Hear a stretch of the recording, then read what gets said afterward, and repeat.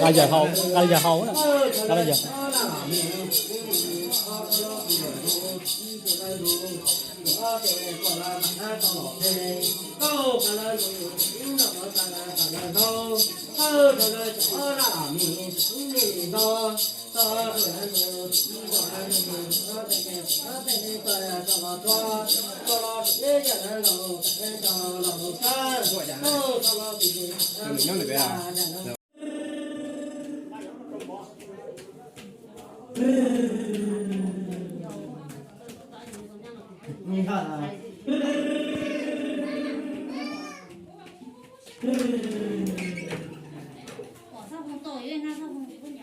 vô vô à.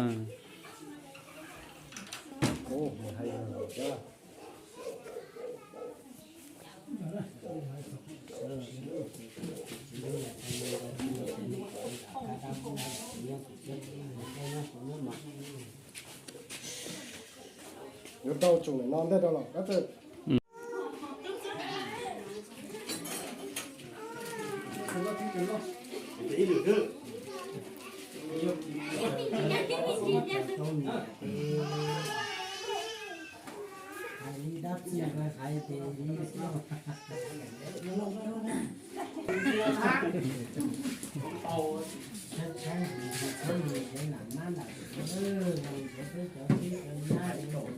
Bé hả?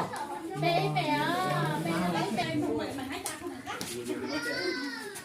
Sát cùng nhau nó tới lâu đến đây có thử à. Nó có thôi thế à. O늘 là hai chỉ mới cho lão yêu cũng chỉ tới này giá tuổi trời thế đấy. Ở đây giá tuổi trời giờ cho lão mua thế hò chứ chủ hai to rồi thế này. Có xe rồi, con nhảy mà là, wow, thì con ăn gì vậy?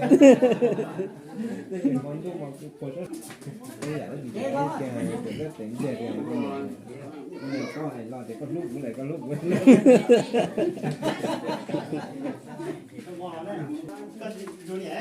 Nó xong nó chế nó bị chưa à? Dù chỉ để lại chê chứ mà tôi. cả nhớ cho nên con cái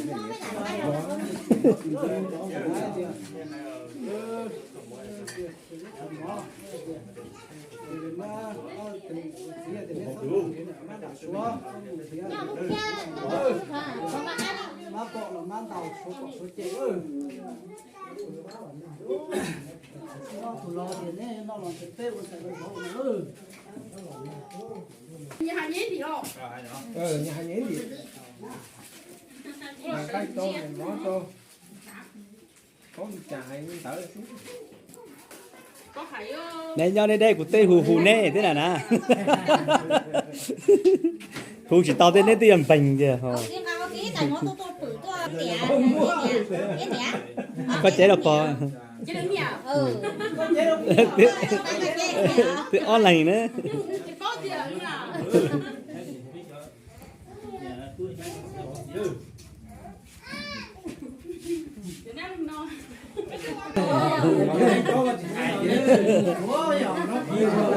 nên rồi nên chỉ có tao thôi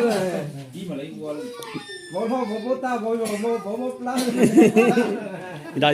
Đó chỉ sầu chỉ bao. bố tao Chứ của đây sẽ đấy thì cái kho của tôi cho nó Nó còn đây là phú đê trà rồi. Cái là thằng cả uống bảo à, phải uống chữ đó, uống phải chém nó tôi được phải xong rồi. Nó phải uống điểm cho nó ra. Coi phải chế nó tua rồi à.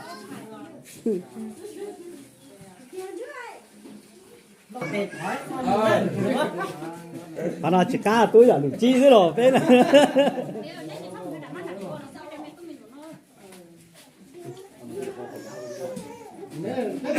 Pháo nó quá mình tôi mình nó xưa hai thằng đó là hành lịch chi thế hả?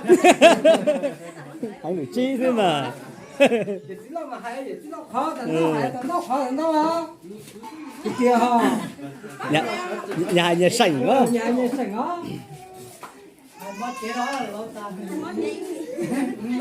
nó lâm vào cái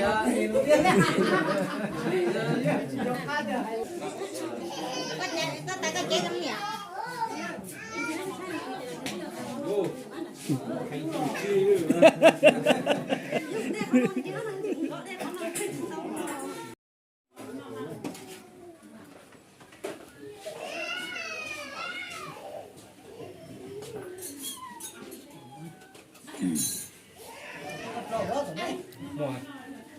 mùa đó sao đi con. trời ơi cái mùa sắp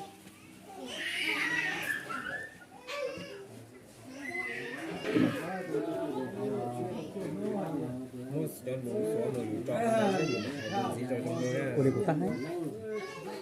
Chị cho con này này nó